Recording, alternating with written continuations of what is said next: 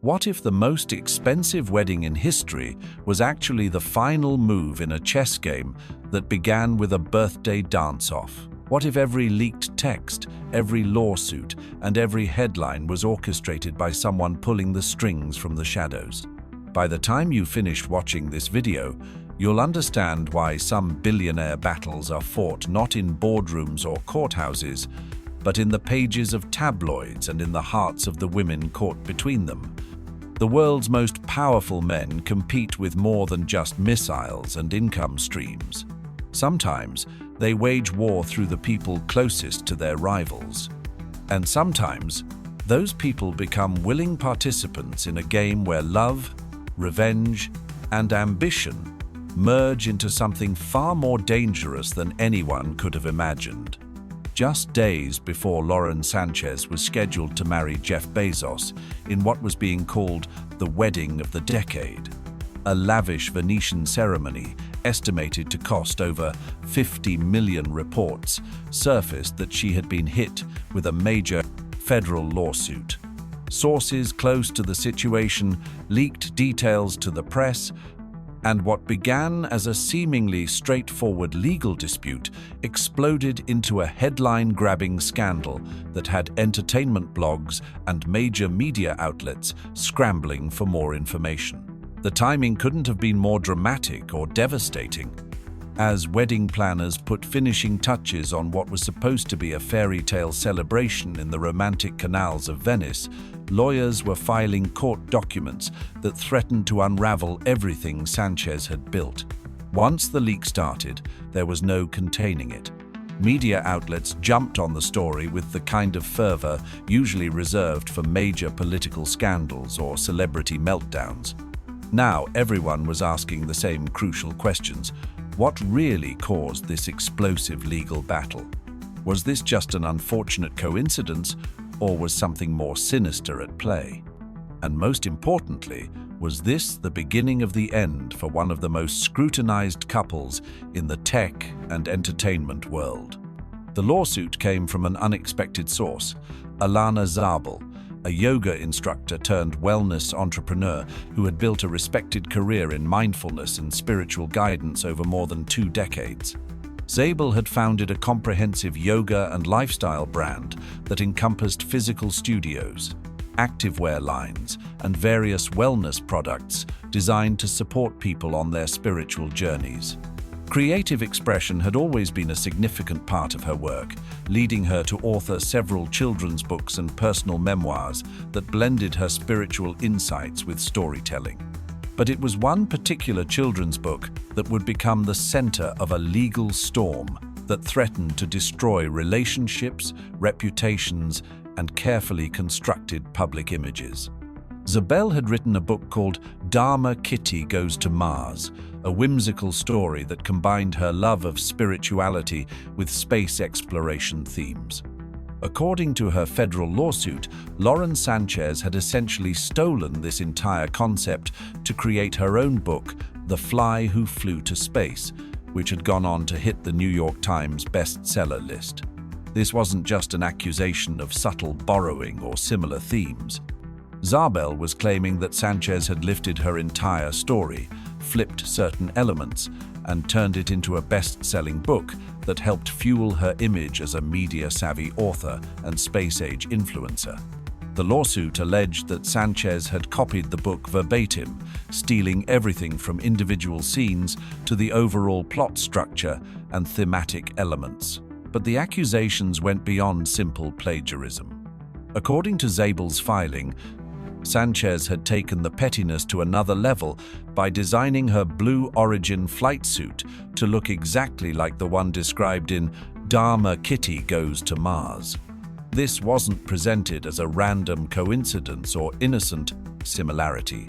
It was portrayed as Sánchez's calculated way of rubbing salt in the wound, a deliberate mockery of the very work she had allegedly stolen. The backstory revealed in the court documents made the situation even more dramatic and personal. According to Zabel's filing, the animosity between the two women could be traced back to something completely ridiculous: a dance-off at Sánchez's 40th birthday party that had gone sideways. Zabel claimed that this incident had created lasting bad blood between them, and that Sánchez had decided to get revenge in the most calculated way possible. The two women had met back in 2008 when Zabel started doing private yoga sessions with Sánchez. Their friendship had grown tight over the years, with them sharing personal information, developing inside jokes and nicknames, and building the kind of trust that comes with genuine intimacy. They had even started working together on developing the children's book that would later become the source of their legal battle. So, if Zabel's version of events was accurate, Sánchez had taken this shared creative project, something they had developed together as friends, and turned it into a bestseller while completely cutting out the person who had helped create it. The betrayal was made even more painful by the fact that their friendship had fallen apart not long after they signed a non-disclosure agreement tied to their creative collaboration. The lawsuit painted a picture of a friendship destroyed by ego, jealousy, and calculated revenge. What had started as a professional relationship between a wellness expert and her client had evolved into something deeper, then devolved into something toxic and destructive. The dance-off incident, whatever had actually happened, had apparently been the catalyst that transformed collaboration into competition and friendship into warfare. But according to multiple sources close to the situation, there might have been more going on than just a straightforward copyright dispute between two former friends. Word was circulating in tech and entertainment circles that Alana Zabel had not decided to take legal action on her own. Multiple sources were suggesting that Elon Musk was secretly supporting Zabel's lawsuit from behind the scenes, providing either financial backing, legal resources, or strategic guidance. The timing seemed too convenient to be coincidental, especially when viewed in the context of Musk's ongoing competition with Bezos through their respective space companies. Musk and Sánchez had had a complicated relationship for years, with some sources claiming she had helped facilitate conversations between Musk and Bezos during the early days of their space ventures. If that was true, she would have had inside knowledge about both operations, making her a valuable asset or a dangerous liability, depending on where her loyalties lay. Musk had never been shy about taking shots at Bezos, especially when it came to their space race rivalry. The competition between SpaceX and Blue Origin had grown increasingly bitter over the years, with both companies vying for government contracts, media attention, and the prestige of being seen as the leader in commercial space exploration. Having this lawsuit surface right before Bezos' wedding would have been exactly the kind of strategic move that fit Musk's playbook of unconventional warfare. If these rumors about Musk's involvement turned out to be accurate, then the situation became much bigger than a fight over a children's book. It would mean that Musk had found a way to mess with Bezos right before his most important personal moment, using Sánchez's alleged plagiarism as the perfect opening to cause maximum damage with minimal direct involvement. Just as the copyright lawsuit was making headlines and dominating entertainment news cycles, another scandal surfaced that made Sánchez's situation even more complicated and potentially damaging. This new controversy involved leaked private text messages that had apparently been sent from Sánchez to her brother about her relationship with Bezos. Those same messages had allegedly ended up being leaked to the National Enquirer right when the affair story was at its biggest and most damaging. This hit Bezos in a completely different way than the copyright lawsuit. While the plagiarism accusations were embarrassing and potentially costly, having private messages about their relationship show up in a tabloid was something else entirely. For someone with Bezos' wealth and public profile, this kind of leak could cause severe damage that went far beyond personal embarrassment. The timing made everything exponentially worse. Bezos was already dealing with one of the most expensive divorces in history with his ex-wife Mackenzie. The leaked messages added another layer of complexity and potential legal liability to an already messy situation. The National Enquirer story didn't just hurt his personal life. It had affected Amazon's stock price and his public image as a business leader. Prosecutors were now suggesting that Sánchez had been the source of these leaks, either directly or indirectly. Whether she had intended for the messages to become public or had been careless with sensitive information, the result was the same. Bezos's private life was being aired in the most embarrassing way possible, and his fiancée was being blamed for making it happen. Both of these situations, the plagiarism lawsuit and the leaked text messages, might have seemed unrelated on the surface, but they both revealed something significant about how Sánchez handled complex situations. The accusations suggested a pattern of strategic thinking that went beyond simple carelessness or bad luck. If the plagiarism allegations were true, it meant Sánchez had been willing to steal creative work from a friend and mentor to advance her own career and public image. If the leaked messages were intentional, it suggested she had been willing to use private information about her relationship as currency in media negotiations. Both scenarios painted a picture of someone who was comfortable making calculated moves that prioritized her own interests over loyalty, friendship, or discretion. Sánchez's reputation was taking serious damage from both angles, and that damage was inevitably reflecting on Jeff Bezos as well. His association with someone facing these kinds of accusations was affecting his own brand and public image. The situation was no longer just about her, it was about both of them, and about the people who might stand to benefit from their troubles. In a fight this messy and public, with this much money and ego at stake, nothing could be dismissed as coincidence. The question that kept emerging was whether all of this chaos was organic or whether someone had been orchestrating events from behind the scenes. Elon Musk's name kept surfacing in discussions about both scandals, even though he had been surprisingly quiet about the whole situation. His silence was actually making people more suspicious rather than less. When someone known for his provocative social media presence and willingness to engage in public feuds suddenly goes quiet during a major scandal involving his biggest competitor, that silence starts to look strategic rather than respectful. The business relationships between all three parties added another layer of complexity to the situation. Sánchez had reportedly had relationships with both men before everything went sideways. Some sources claimed she had helped facilitate conversations between Musk and Bezos during the early days of their space companies, when cooperation might have seemed more beneficial than competition. Those business relationships hadn't lasted, and things between Musk and Bezos had grown increasingly competitive and personal. Now, Sánchez found herself dealing with two separate legal problems at the same time, right when she was supposed to be celebrating the biggest moment of her personal life. Even though nobody could definitively prove that Musk was funding Zabel's lawsuit or had been involved in the message leaks, the timing had people in tech and media circles talking. The strategy would have made sense from a business perspective.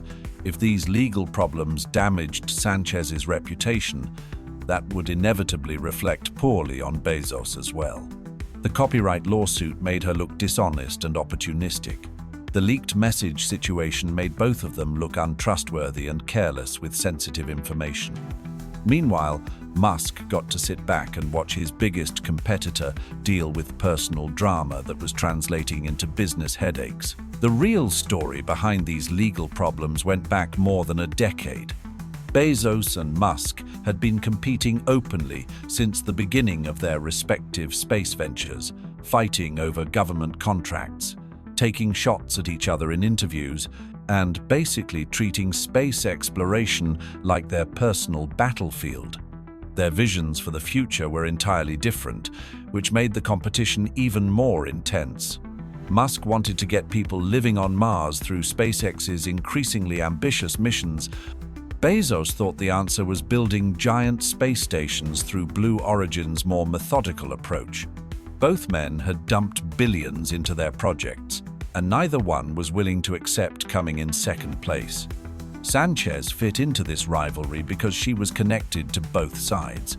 She had relationships with people in Musk's circle before getting seriously involved with Bezos, which put her in a unique position where she knew things about both operations that could be valuable or damaging, depending on how that information was used. The timing of her current problems suggested that this Cold War between the two billionaires might be heating up into something more direct and personal. Instead of just competing over rocket technology and government contracts, the battle seemed to have moved into more intimate territory, where personal relationships became weapons and private information became ammunition. Sánchez had entered the billionaire orbit with her own ambitions and agenda, but somewhere along the way, she had become part of the battlefield rather than just an observer. Her relationship with Bezos had placed her at the heart of Blue Origin's public image, whether that had been intentional or not. Meanwhile, her past proximity to Musk, both socially and professionally, was drawing increasing scrutiny now that she was surrounded by scandal. To some insiders watching the situation unfold, it no longer looked like coincidence that both of her major legal problems had surfaced simultaneously. The copyright lawsuit and the leaked message scandal were already doing significant damage to both her and Bezos without requiring any direct involvement from their competitors. Bezos and Musk handled their public images completely differently, which was relevant to how these scandals were playing out. Bezos had always played it safe with corporate messaging and careful PR strategies designed to project stability and reliability. Musk did the opposite, posting random memes, giving his rockets weird names, and seeming to enjoy watching drama play out in public. This difference in style mattered because Musk didn't need to take any direct action to benefit from Sánchez's problems. The controversies were generating the kind of headlines that made Bezos look distracted and unreliable, while Musk could continue focusing on his business objectives without getting pulled into the drama. Sánchez had people talking long before any of these legal problems started. Her reputation in Hollywood and Silicon Valley circles hadn't been exactly subtle or understated. She had a documented pattern of getting involved with men who had serious money and power, and her dating history included professional athletes and tech executives. When people looked at the timeline of her relationship with Bezos, it seemed like she might have been deliberately targeting influential figures rather than just meeting people through normal social or professional channels. Once her affair with Bezos became public knowledge, the story practically wrote itself in the minds of observers and media commentators. Most people didn't see it as a genuine love story. The timing made everything look calculated and opportunistic. Bezos was still married to Mackenzie when the relationship with Sánchez started, which made Sánchez the other woman in one of the most expensive divorces in history. Public opinion turned against her pretty quickly. Instead of seeing someone who had fallen in love with the wrong person at the wrong time, people saw someone who had calculated her way into another billionaire's life. The gold digger accusations started almost immediately and never really stopped. Her background as a journalist and pilot should have given her credibility and respect, but those accomplishments got overshadowed by the relationship drama and the circumstances of how her romance with Bezos had begun. People focused more on her romantic choices than her professional achievements, which created a narrative that was difficult to overcome. The Venice wedding was supposed to be Jeff Bezos and Lauren Sánchez's triumphant moment. They planned a multi-million-dollar celebration with luxury yachts and romantic canals from June 26-28, 2025, with the ceremony on June 27th at San Giorgio Maggiore. About 200 globally recognizable figures were scheduled to attend, including Oprah Winfrey, Bill Gates, Kim Kardashian, and Tom Brady. But instead of a power couple celebration, the event appeared tone-deaf against the backdrop of Blue Origin's problems, as the company continued falling behind SpaceX in every meaningful metric. Lauren Sánchez actively built her image as a serious philanthropist through her role as vice chairperson of the Bezos Earth Fund. She helped launch the Greening America's Cities initiative with a $400 million 7-year budget to create green spaces in underserved communities. In March 2024, she pledged $60 million to establish biomanufacturing and climate change research centers.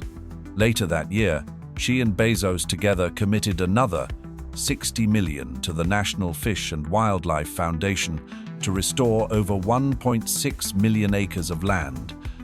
Conservation International honored her with their Global Visionary Award for her conservation work. Beyond environmental causes, Sánchez worked with the Bezos Day One Fund, helping homeless families and, with This Is About Humanity, on the US-Mexico border. The Venice wedding proceeded as planned, but transformed from a celebration into a desperate attempt to project success while everything else crumbled. The massive expense and celebrity guest list couldn't hide that Bezos' space company was losing ground to its main competitor while he was distracted by personal crises. The timing of everything, lawsuits, leaked messages, wedding planning, and PR disasters created a perfect storm that benefited exactly one person, Elon Musk. Whether he was directly involved or simply capitalized on organic chaos, the result was the same. The question that emerged: was Lauren Sánchez a willing participant in a larger game? Someone who understood that her role in the rivalry between two billionaires could be leveraged for her own benefit? Was she playing both sides, or simply caught in the crossfire of a war between titans? If you like this content, please like and subscribe.